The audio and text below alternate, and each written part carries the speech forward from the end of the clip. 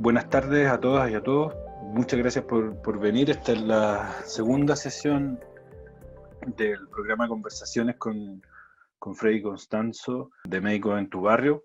Gerardo va a llegar un poco más tarde porque tenía alguna complicación, pero se va a unir a la sesión de hoy también. Brevemente, dar un poco de contexto a quien pudiera no haber estado en la sesión anterior.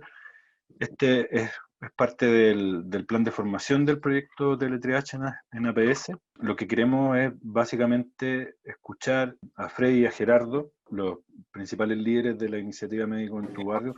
La conversación es sobre gestión, así lo pusimos como título. Entonces, en ese sentido, te lo quiero proponer como esta vez un mirar hacia adentro, ¿no? hacia el equipo, cómo partió el sueño desde el aspecto de la coordinación. Y ese va a ser como el tono de las preguntas que te voy a hacer. Había pensado, viendo los materiales que nos han compartido, usted ha participado mucho en exposiciones de distinta naturaleza, entrevistas, seminarios. Y hay una cosa que yo rescaté de una conversación en la que Gerardo decía algo que me pareció fundamental, que podría iniciar, así como de manera genérica, este tipo de conversación como la de hoy.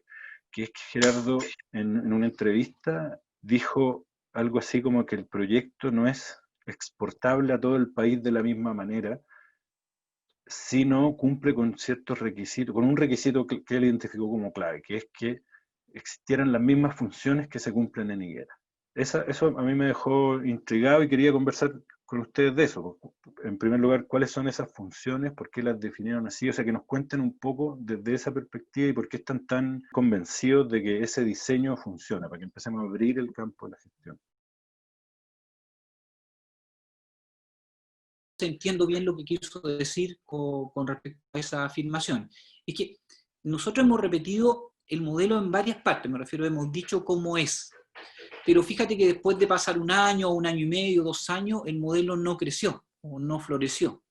Entonces no florece porque los pilares del desarrollo en ese lugar no se desarrollaron. Me refiero, no hubo un ingeniero a cargo, no hubo un servicio de salud que le prestó ropa a este equipo, no hubo un grupo profesional a cargo del desarrollo técnico desde el punto de vista de atención directamente al usuario. Entonces no se dio ese grupo de personas que se juntaron. Incluso tampoco participó una universidad o una institución que dio cabida a que hubiera un profesional experto en investigación. Entonces a eso se refiere, que tiene que estar, los pilares del desarrollo tienen que juntarse para poder sostener este desarrollo telemédico. Entonces, Es si lo te que yo... escucho bien, Freddy, lo que tú quieres decir es que para replicar una iniciativa en la forma en que está diseñada y funcionando Médico en tu Barrio, son esos todos esa lista de actores que tú acabas de mencionar, son los actores que tienen que estar presentes. Profesionales líderes, personal o profesionales dentro del mundo de las TICs, y tiene que haber un servicio o un director de hospital o un director de campo para que esto se desarrolle, para entrar a conversar. Porque ese director de hospital o director de CEFAM tiene que recibirse los recursos para, para que el equipo pueda funcionar. El equipo llega a requerir una secretaria, entonces tiene que haber esas 22, esas 44 horas secretarias para que el equipo pueda obtener una secretaria. Porque si el director del CEFAM no quiere que ese equipo tenga secretaria o un espacio físico como una oficina, entonces no va a ser así. En el Hospital La Higuera hay una secretaria, hay un espacio físico, hay un ingeniero, hay un técnico, aparte de Gerardo. Entonces Claro. hubo voluntad dentro del hospital y del servicio para crear la unidad. Voy a hacer una interpretación arriesgada para ver si de eso se trata lo que dijiste al principio, es que quien lo ha intentado de una manera un poquito más voluntarista, sin ese ropaje tan robusto que tú describes, no le ha funcionado. No resulta porque resulta que eso, tú, me imagino, un profesional que quiera montar telemedicina en cualquier lugar, tiene sus obligaciones por el hecho de estar contratado en la institución que corresponda, es decir, tiene que tener una programación, ¿no? Y esa programación uno tendría que darle 11 horas o 22 horas a telemedicina. Pero si no tiene 11 horas en telemedicina, entonces ¿cómo? Teniendo 44 horas, ejemplo en control crónico. ¿De dónde va a sacar la hora para poder Claro. idear, para poder trabajar, para montar el servicio telemédico? Es decir, tiene que de esas 44 horas por lo menos ofrecerse 11 horas. Eso, estamos hablando del punto de vista profesional, pero ese profesional va a necesitar un técnico que le ayude, que le haga las conexiones, que le diga qué tipo de sistema van a tener, tanto desde el punto de vista del hardware como del software.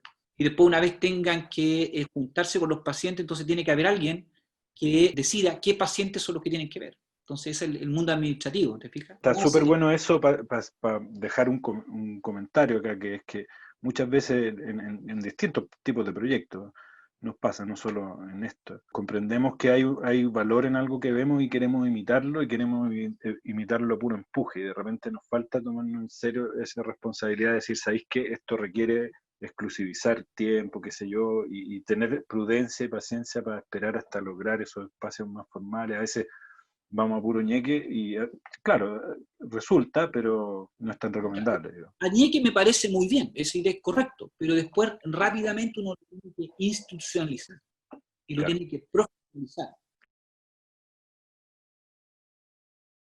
Hay otra pregunta que te quiero hacer respecto de esto, que es ¿cómo definieron los roles al inicio? ¿Cuál fue, en tu experiencia, el camino que hicieron para decidir son estos 6 roles los que tienen que estar en la iniciativa? ¿Probaron con otros que no funcionaron o qué sé yo? Ese tipo de detalles. Partió, 2008, partió el año 2008 en el hospital, un cardiólogo trajo la idea de Estados Unidos, la idea de telemedicina como concepto.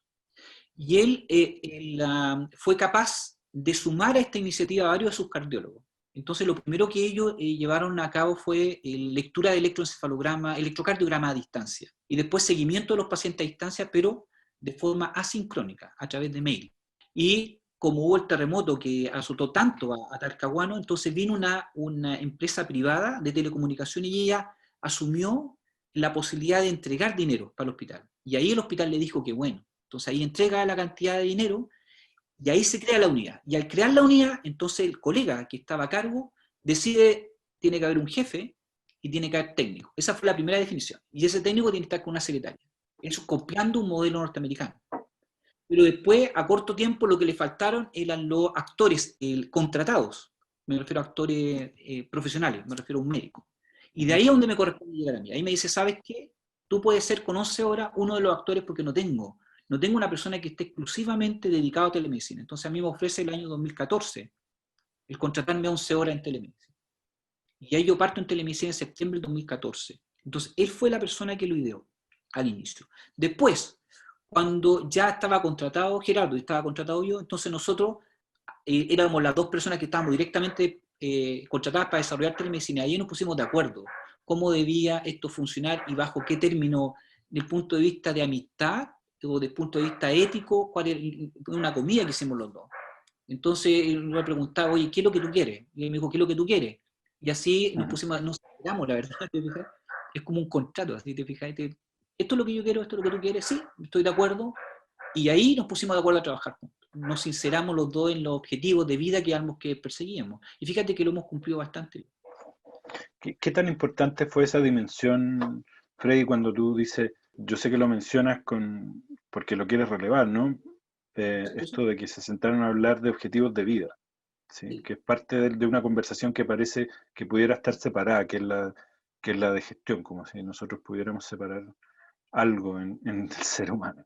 Y entonces me interesaría eso, cuéntanos un poco más, ¿por qué es Claro, relevante hablar de eso en un proyecto de esta naturaleza? hablar de la dimensión, si quiere, no religiosa, pero filosófica de por qué uno hace lo que hace.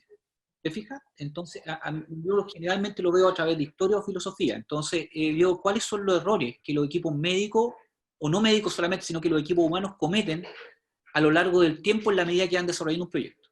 Y como ejemplo, un grupo musical termina después que fue exitoso, roto. ¿Por qué?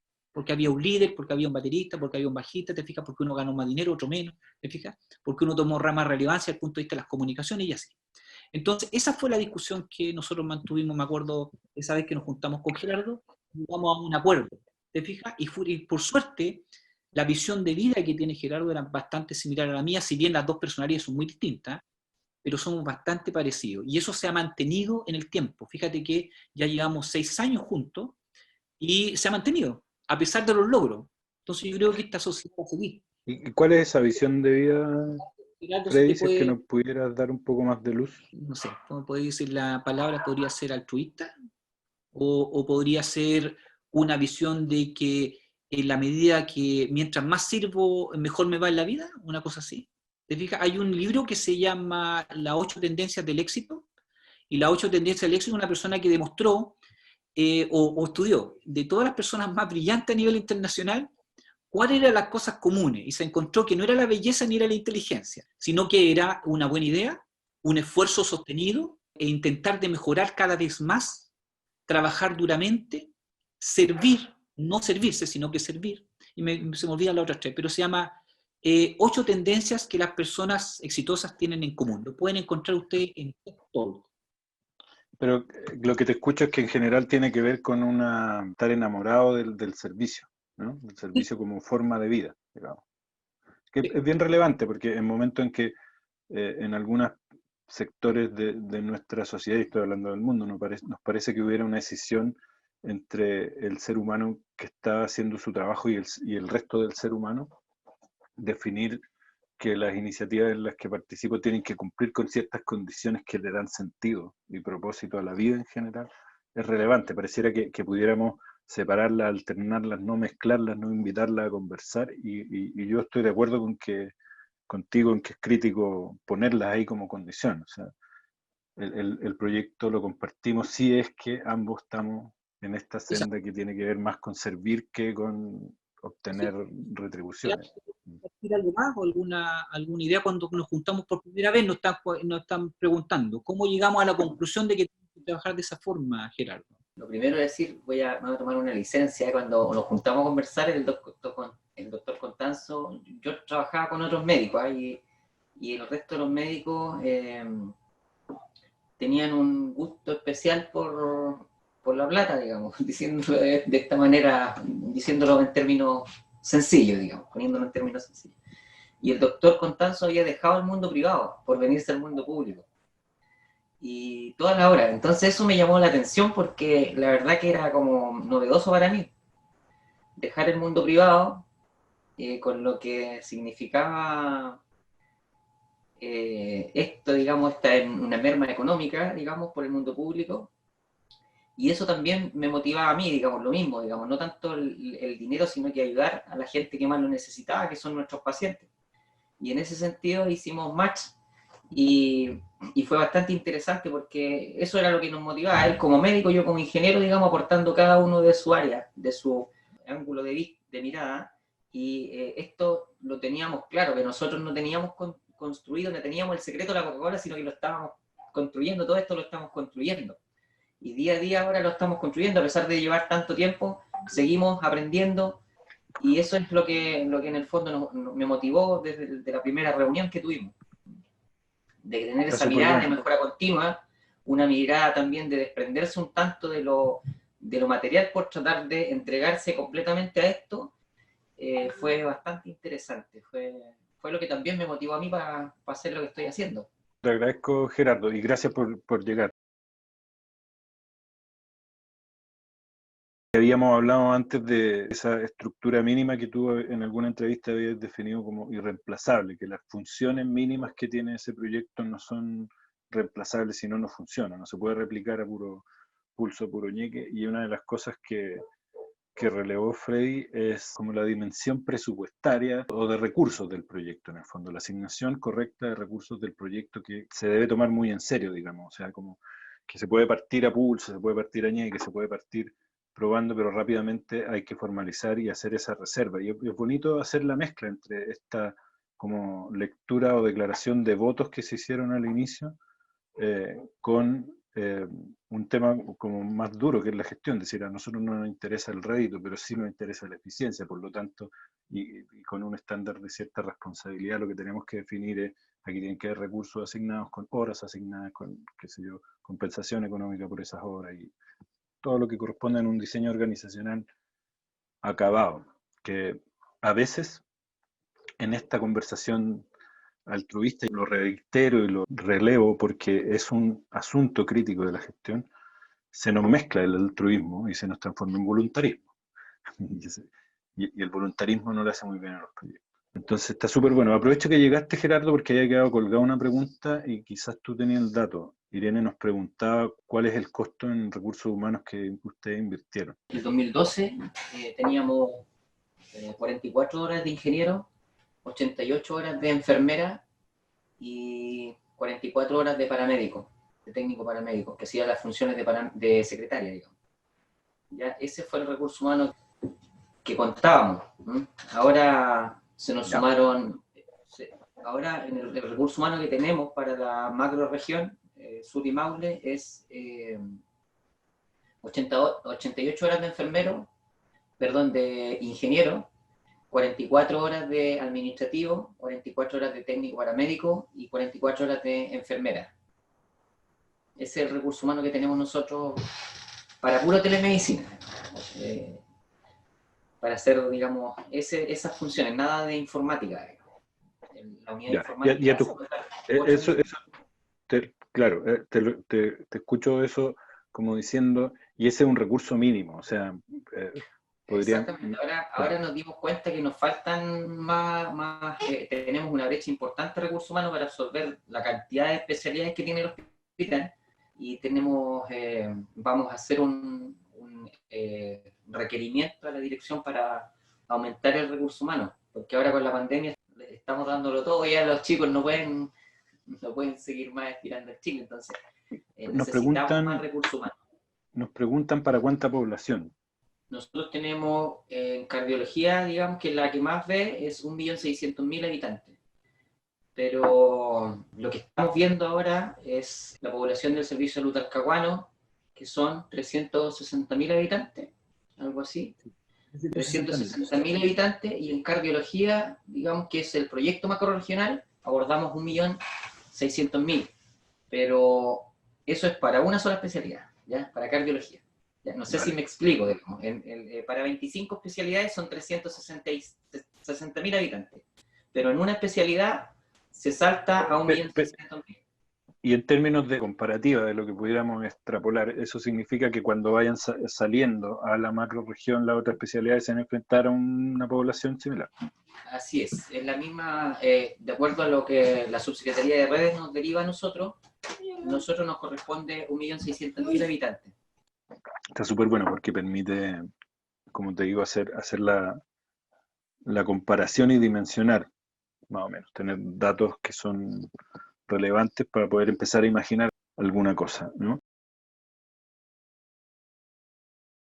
Siguiendo con el asunto, hay una pregunta que yo también traía de haberlo escuchado antes, para continuar la conversación, que alguna vez yo lo escuchaba decir que, y lo han dicho un par de veces acá, y podríamos entrar desde la perspectiva de la gestión en esta conversación, que como cada especialidad de definir patologías atendibles por telemedicina, van negociando en el fondo con los equipos que van adscribiendo o integrando el programa cuáles son las patologías atendibles en telemedicina, pero además de eso, que ya es una tensión sobre la que nos habló un poquito Frey en la sesión pasada, además de eso ustedes ponen como primer criterio la decisión del paciente, que eso me parece muy relevante. O sea, lo primero que pasa es que es el paciente quien decide si va o no a hacer teleconsulta. Entonces, desde la perspectiva de la gestión, lo que me interesa preguntarle, y que es como, expándanse, por favor, hablen todo lo que quieran, ¿cómo diseñan la operación con una variabilidad tan alta?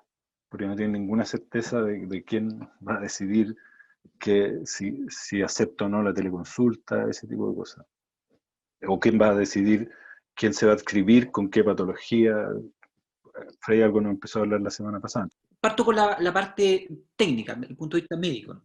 El equipo médico, sea cualquier especialidad y sea cualquier nivel de atención, estamos desde la atención primaria hasta ultra subespecialista, tiene que hacerse a una idea de qué es lo que ellos creen que fuera factible de atender a distancia con alta calidad. Como van a empezar, probablemente no va a tener ninguna experiencia para decir esto sí o esto no. Por lo tanto, tienen que restringir lo que ellos creen que a distancia pueden empezar a atender. Ejemplo, el control de epilepsia, o control de personas conocidas en salud mental, o control de personas conocidas que tienen hipertensión, diabetes. Es algo que ellos consideren que absolutamente claro que lo pueden hacer a distancia, o solamente la entrega de recetas, ejemplo. Bien, y después que ellos tengan claro lo que tienen que atender y que van a sentirse seguros que lo pueden hacer a distancia, entonces tienen que darle a elegir. Fíjate, oiga, pero usted quiere esto, porque como estamos en pandemia, entonces mejor que yo la atienda vía videoconferencia y que usted venga para acá. ¿Lo quiere, sí o no? La mayoría de las personas, en la experiencia de nosotros, dicen que sí. Es muy raro una persona que diga que no, es rarísimo. Porque la persona dice, ¿qué prefiero? ¿Que el doctor me vea vía videoconferencia o que me vea 6 meses o 1 año, 2 años después? Acuérdense, cuando partimos teleneurología, las personas llegaban a esperar 3 años. Entonces, si ustedes empiezan a ver la glosa 6, que sale cada 6 meses o cada 3 meses en el Ministerio de Salud, ustedes se van a dar cuenta que hay especialidades que llegan a esperar 4 años. Entonces, en general, es muy raro que las personas digan que no. Y después que, cuando nosotros le ofrecemos a ellos, oye, ¿usted quiere venir o no quiere venir? Entonces, ¿por qué le ofrecemos eso? Para evitar que la telemedicina sea malentendida como una obligación. Es decir, como yo no te puedo prestar lo mejor, que es que tú estés conmigo presente, entonces te presto algo que no es tan ideal que atenderte a distancia. Entonces, para que la persona no piense de que de alguna forma le estamos dando una medicina de segunda categoría, que entienda que es un servicio más al cual puede optar. Es raro acá que las personas digan que no. Y esa es la parte a donde Gerardo te puede dar más experiencia, porque Gerardo contacta a las personas junto con su equipo. Entonces, Gerardo, ¿cómo te va cuando ustedes contactan a las personas? Cuando ustedes le ofrecen por primera vez si ellos se pueden o se pueden ver vía telemedicina. La verdad que yo me llevaba una grata sorpresa con esto. Creo que algo adelanté la semana pasada, pero la gente, puede ser que a raíz de la pandemia nos dio un empujoncito, ¿eh? Pero la gente se quiere conectar y la brecha digital es súper, es corta, digamos, acá en Talcahuano. Eso he ido notando también porque la gente pide ayuda a su grupo, a sus vecinos, pide ayuda a sus familiares, de alguna manera, pero se conecta. Porque tiene también, sabe que esto es una ayuda, digamos, no viene a reemplazar a la medicina tradicional, porque, no sé, en el caso de los otorrinos que he estado viendo esta última semana, ellos me explican, me cuentan su caso, me dicen, no, si yo tengo los exámenes arriba, el doctor los puede ver en línea. Sí, le digo yo, usted, están todos sus exámenes en línea, el doctor tiene todos los antecedentes para tomar una decisión clínica de manera responsable, se puede conectar sin problema. Y se conecta y la gente contenta en su mayoría. Eso es lo que lo estamos midiendo ahora con una encuesta de satisfacción usuaria. Hay un dato que también nosotros les podemos dar, que es un dato muy agradable para todas las personas que quieren ver telemedicina. Es que, fíjate que nosotros con Gerardo nos demoramos en montar bien profesional teleneurología. 5 años. Y resulta que de marzo a la fecha se nos ocurrió que todas las especialidades del hospital podían optar a telemedicina. Porque los otros colegas estaban que no estaban ofreciendo su control a distancia, no estaban controlando sus pacientes. Podemos extender esto además. Esto, imagínate una idea que iba a quebrar una conducta de forma de cómo los médicos se relacionaban con sus pacientes en el hospital. Porque eran 3 especialidades las que hacían telemedicina principalmente, que era cardiología, cardiocirugía y neurología. Y nosotros pasamos con Gerardo como 2 o 3 semanas de capacitación de los colegas, donde nos juntamos todas las tardes a las 8 de la noche a capacitarnos. Yo primero les enseñaba el Zoom, les enseñaba cómo ellos tenían que comportarse en cámara, cuáles eran los tips de error que habitualmente la gente sentía, cómo tenían que hacer el ayudante cámara, y Gerardo les enseñaba la parte de la atención, de cómo ellos tenían que registrar en nuestro registro médico electrónico. Y además yo les explicaba cómo tenían que compartir, de tal forma que vieran toda la parte humana que hay detrás, es decir, que aparte de ver a su médico, fueran capaces los pacientes de leer lo que el médico está escribiendo y además de ver los exámenes que el médico está viendo y las imágenes que el paciente está viendo. Entonces, fíjate que una vez los médicos empezaban a entender, es así, y después le pusimos nosotros 1 paciente por hora, después 2 pacientes por hora, y nos hemos demorado en no más allá de 2 o 3 meses en implementar 25 especialidades. Entonces, ¿cuál es la noticia agradable? Es que esto para el equipo profesional es fácilmente adoptable, fácil de adoptar. Lo que pasa es que todas las personas lo usan a través de sus celulares, su WhatsApp, pero nunca en el fondo se han sincerado y decir, oye, pensar que lo podemos usar todos los días de forma profesional mientras yo estoy en mi horario funcional. Es decir, yo tengo 6 horas asignadas para esto, 5 horas asignadas para esto, todos los días. Así como veo consulta en la mañana o veo pacientes hospitalizados, veo pacientes vía telemedicina. Acorde a las patologías que yo puedo ver. Y una vez empiezo a ver X patologías que yo mismo me marqué, eventualmente en 2 o 3 semanas me doy cuenta que puedo ver más cosas y me voy complejizando en la posibilidad de dar atención vía telemédica en la medida que voy comprendiendo cuánto es lo que puedo dar o no. Acuérdense que siempre uno que da telemedicina tiene que tener un fondo detrás, es decir, tiene que ser capaz de recibir al paciente si se va a hospitalizar, si hay que recibirlo de forma presencial o si hay que mandarle una ambulancia. Porque si uno no tiene esos elementos, no es conveniente ofrecer telemedicina, porque uno se puede equivocar. ¿Qué piensas de cómo influye la familiarización, la noción, la cercanía o distancia que haya con el concepto de telemedicina en esto? Te lo digo con una bajadita, que es que cuando te escucho me parece, sobre todo por lo que relatan de este año, que nos ha pasado a todos, todos hemos visto los chistes que se hacen cuando en la pregunta alternativa preguntan quién influyó más en el desarrollo tecnológico de tu empresa, si el gerente general, el gerente de tecnología o el coronavirus. Todos sabemos que nos pegamos un salto en la disminución de la brecha digital a raíz de la pandemia. Entonces, ¿qué tanto crees tú que influya en esta distancia o conocimiento o desconocimiento de los conceptos como e-salud, telemedicina, telesalud, con cualquier reticencia o con los distintos ánimos para subirse a estos programas transformadores? Puedo responder hoy día con una noticia que estaba viendo hace 15 minutos. En la noticia sale que una comunidad se niega a que los niños vuelvan a clases. Pregunta a una apoderada, pero ¿y usted qué opina? ¿Por qué no quieren mandar a sus hijos a la escuela? Y ella le dice, no, porque la atención o la docencia vía online es suficiente. Es decir, definitivamente la pandemia vino a relevar que uno puede hacer muchas cosas a distancia. Muchas cosas, pero no todas. Eso es súper importante. Uno tiene que después decantar esto. En el relato de tu experiencia que tiene esa calma de decir, bueno, vamos partiendo y en la medida que aprendo voy complejizando el servicio que estoy entregando, voy como responsablemente decidiendo qué es lo que puedo entregar cuidando ciertos estándares de calidad. Ahora, la pandemia, me acuerdo de que en uno de los seminarios que nosotros hacemos, nosotros hablábamos del punto de quiebre, que iba a ser el 2020, pero nosotros lo calculábamos a través de otros artículos previamente, en donde iba a aumentar la cantidad de consultas de forma virtual y a disminuir las consultas presenciales. Eso está haciendo así en todo el mundo, lo estaba haciendo así antes de la pandemia. Definitivamente sí, por supuesto la pandemia lo vino a acelerar y vino a que la gente comprendiera que uno puede tener acceso a atención a distancia de alta calidad. Quiero aprovechar que te escucho eso para conectarlo con dos cosas. Una, con una parte del relato que estaba haciendo Gerardo y otra con preguntas que aparecieron en la sesión pasada que pudieran tener que ver con esto. O sea, definitivamente nosotros estamos empujados a usar las tecnologías de la información y las comunicaciones de otra manera que como veníamos antes de 2020, ¿no? Veníamos, sí, ayudando a que se propagaran, jugándonos por disminuir la brecha digital y lo que sea, pero este año recibimos un empujón, si es que no derechamente una patada, que nos lanzó hacia adelante varios pasos más.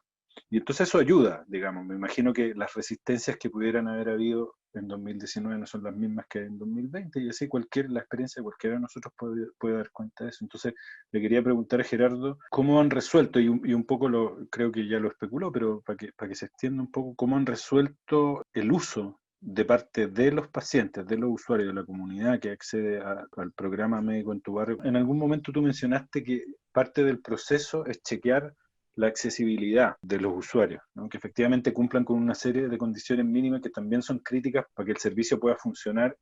Hay que mirar ambos extremos, digamos, asegurar ciertas condiciones técnicas en el prestador, pero también en el usuario. Desde esa perspectiva, ¿cómo hacen ese control? ¿Cómo se aseguran de que pase? La segunda pregunta es, ¿qué hacen con quienes no cumplen ese criterio? ¿Cómo manejan eso dentro del equipo, en la relación con la gente? Y la tercera es que, por favor, profundice un poco más con esto que mencionaste, que en el fondo la brecha digital la cierra la comunidad, la cierra sola. Algo así. Voy a partir con la tercera. Lo que pasa es que aquí, como tú bien mencionaste, Carlos, el coronavirus vino a ayudar a acelerar esto de la transformación digital, porque antes que reaccionaran los colegios, antes que reaccionáramos nosotros como salud, reaccionó la sociedad primero. ¿Cómo? ¿Cómo reaccionó la sociedad? Teníamos que estar encerrados en las casas, no podíamos salir. Y para comunicarme con mi familia yo tenía que usar una solución informática para conectarse. El Zoom se hizo famoso, tenía acceso ilimitado a los videos antes de los 40 minutos, de los famosos 40 minutos. Se hizo mundialmente la empresa con mayor ventas en el mundo. Entonces la gente impulsó, ella misma la sociedad se organizó en grupos familiares y empezó a cerrar brechas tecnológicas para comunicarse con sus familiares. Nosotros después entramos en Médico en tu Barrio con una grata sorpresa. La reacción de nosotros demoró algo de 15 días cuando se fueron los primeros con cuarentena del hospital. Y luego cuando entra la telemedicina ya nos dimos cuenta de que los colegios habían reaccionado, el ministerio había reaccionado, nosotros también estábamos reaccionando, entonces se hizo fácil al equipo TIC. Ya teníamos una mirada, ya teníamos un protocolo de llegada hacia los pacientes para cerrar esta brecha digital, pero sentimos de que los pacientes ya estaban de alguna manera entrenados en el uso de la tecnología, por esto que te menciono, que es sumamente importante, el acompañarse familiarmente. Ahí quería interrumpirte para provocarte un poquitito más antes de recordarte las otras preguntas. ¿No nos puedes contar algo que tú sepáis de primera mano? Te escucho como con mucha claridad, o sea, efectivamente me imagino a un ser humano que antes hubiera tenido una cierta distancia, quizás hasta con alguna emoción negativa respecto de la tecnología, y que finalmente, frente al servicio que ustedes están ofreciendo o otros similares, se apoya en quien tiene a la mano, digamos, sus vecinos, sus nietos, quien sea, digamos. ¿Nos puedes contar un poco más de primera fuente? Del día a día, digamos, que uno percibe la articulación social, ¿no? En base a la atención médica, sobre todo cuando es un adulto mayor y no maneja mucho la tecnología, uno ve como su grupo articulado dice, no, pero la abuelita que uno llama, dice, no, pero voy a pedirle a mi nieto que me ayude, o le voy a pedir a mi hija que me ayude. O bien si uno el teléfono, el familiar, hoy día me tocó un navegante, digamos, que es una persona que trabaja en embarcaciones, y él fue a la casa, después se baja del barco y va a ayudar a su mamá a conectarse al otorrino hoy día. Gerardo, que eso te escucho que pasa en un ánimo positivo, digamos. O sea, no pasa como una deficiencia del sistema, sino como algo que hay que resolver. Sí, Y eso podría ser un giro bien importante, porque antes podría haber sido visto como un problema, digamos. Evidentemente hay casos que no se pueden conectar, y eso es la segunda pregunta. Pero lo positivo que encuentro yo es que la gente en su mayoría se articula para poder ayudar a la persona que tiene brecha digital. La mayoría de las personas se conecta por sí sola, pero cuando existe esto de que hay una falencia tecnológica, rápidamente se articulan los grupos pares para apoyar. También ayer me tocó una amiga que estaba en el teléfono y que ayudó a conectarse a otra amiga, digamos, porque no se manejaba mucho en el uso del Zoom. Entonces, estos amigos pueden ayudar. Oye, Gerardo, y volviendo a la otra pregunta, que ustedes, te recuerdo, primero, verifican una cierta disponibilidad tecnológica, cuéntanos un poco cómo hacen eso, y segundo, ¿qué hacen con quien no cumple el requisito? El primer llamado es para saber si tiene capacidad de conexión, ¿no? Si tiene internet, ¿ya? Y dentro de ese llamado también consultamos si saben ocupar la aplicación Zoom, que es la que estamos utilizando. Luego de eso, si no cuenta con internet el paciente, digamos, lo pasamos, digamos, en una lista tenemos todos los que tienen factibilidad tecnológica y en la otra los que no tienen posibilidad de conexión. Los que no tienen posibilidad de conexión y tienen exámenes en el hospital pasan a fonoconsulta con el médico, y de necesitar, de no poder concretar eso, también tiene la opción de tener la consulta presencial.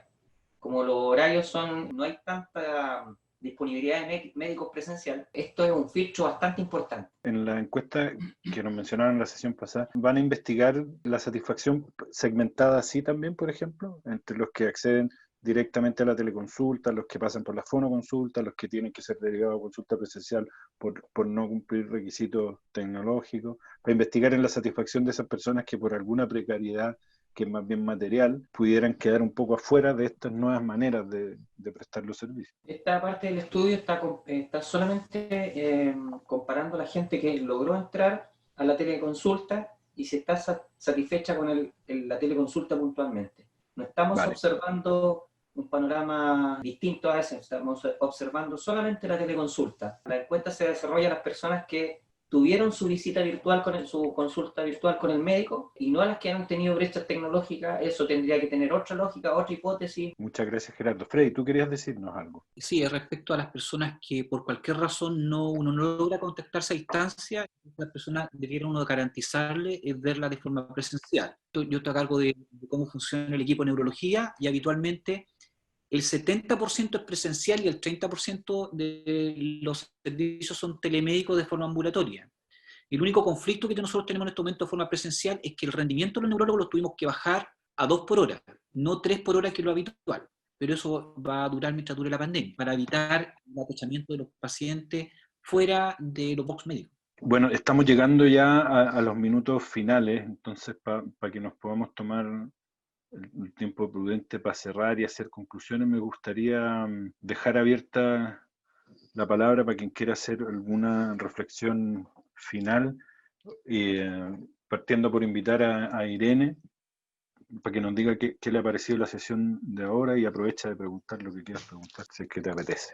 Sí, me parece muy interesante porque en realidad nos aterriza a ver en el fondo lo que tendríamos que considerar para poder implementar. A mí me parece que es una estrategia muy interesante y tal vez también en relación a nuestra realidad local, el poder implementarla a lo mejor de otra forma, no solo para, como en este caso, consultas de especialidad, sino que yo también lo pensaba un poco como también para acercarse a educar a la comunidad de una manera más interactiva, digamos, porque a veces nos cuesta harto movernos, salir a la junta de vecinos, organizarnos con la señora de la junta de vecinos, qué sé yo, que la gente salga de sus casas y vaya a estos lugares a escucharnos, porque lo intentamos y de repente el quórum es difícil de obtener.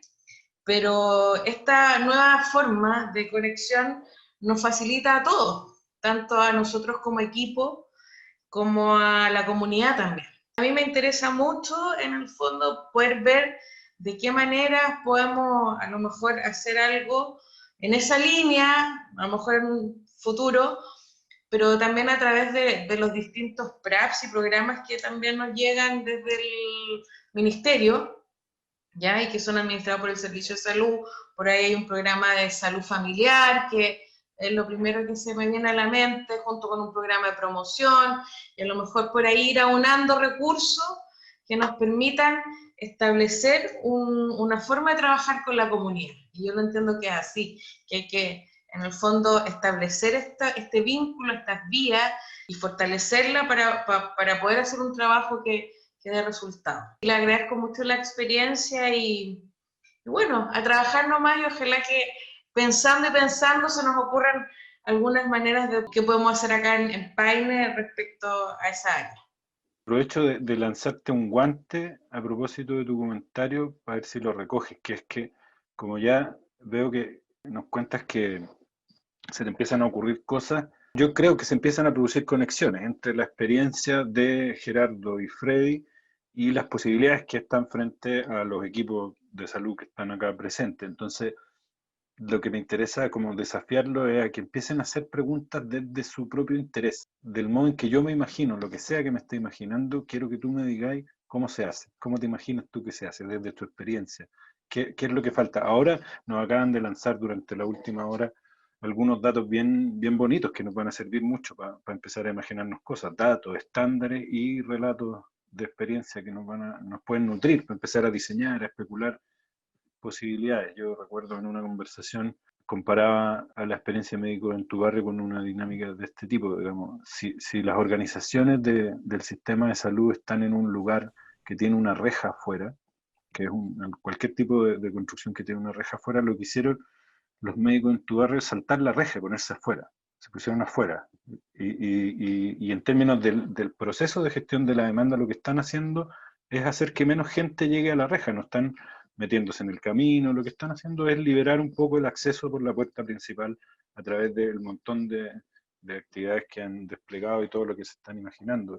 Y eso, en esa metáfora, estamos jugando el mismo juego. ¿Sí? Nosotros nos estamos imaginando una manera de gestionar la demanda de modo que la gente no llegue a la reja, porque estamos en pandemia y necesitamos que no salgan, digamos, necesitamos no salir. Entonces, eso, que te quiero como, y esto es para todo, yo aprovecho, te pongo de pizarra, Irene, y discúlpame por eso, pero es para todos los que están en la sala, si estamos todos jugando el mismo juego.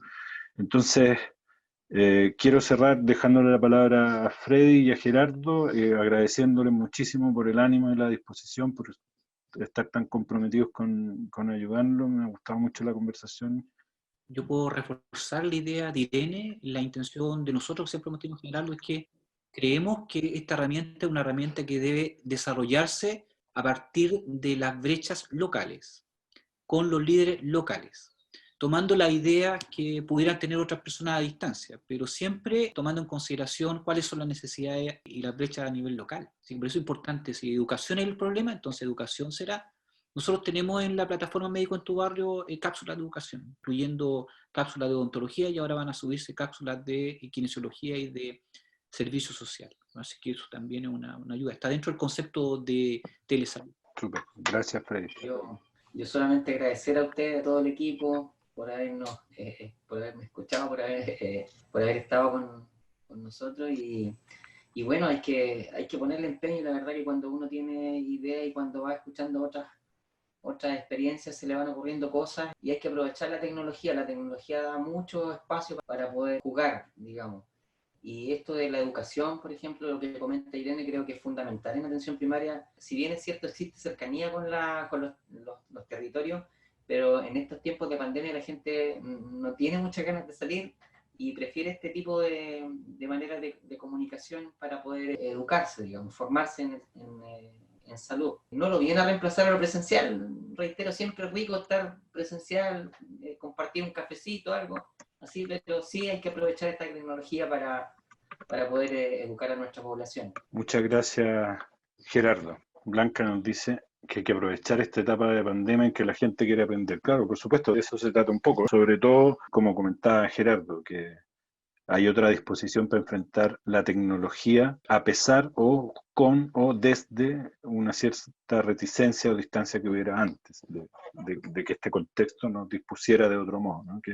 Que hace más relevante aún recordar que nuestra emocionalidad, nuestros estados de ánimo son fundamentales, un aspecto de la gestión del que hay que hacerse cargo, y bueno, durante el programa de formación lo abordaremos también. Quiero una palabra más para obtener las conclusiones. Hola, buenas tardes, soy Patricio Román, director de salud acá de Paine. Sí, yo concuerdo mucho con la doctora Pérez en la utilidad que esto podría tener como políticas públicas en los distintos programas de reforzamiento de la atención primaria, y también lo que decía Freddy, de recoger también las necesidades locales y cómo convertimos eso en el uso de estas tecnologías. Generalmente los PRAPs están diseñados desde el nivel central, vienen de algunas experiencias de comuna, pero no tienen una mirada territorial, sino que tienen una mirada muy vertical. Entonces, dejar algunos componentes con uso de tecnología, con miradas más territoriales, es bastante interesante. O sea, abrir ya o aperturar este tipo de experiencias con esa mirada sería muy enriquecedor, y también con indicadores para ir viendo el impacto que esto tiene también en la población, porque también los indicadores de todas las líneas programáticas de la APS también son muy verticales. O sea, en los PRAPs generalmente los indicadores o las metas que miden los indicadores son los mismos para todo Chile. Y ya no hay pertinencia territorial. Entonces, recojo ahí las palabras de la doctora y también de Freddy y Gerardo de cómo sería el aporte. Y en cuanto al marketing social en salud, que también es muy importante, de cómo impactamos a través de la educación digital, también es una herramienta muy, muy interesante de cómo podemos aportar a la población y educar o alfabetizar, ¿cierto?, en salud y en aspectos súper básicos, desde lo promocional preventivo. Así que esa es como mi opinión al respecto de lo que puedo aportar en este foro. Gracias por venir también.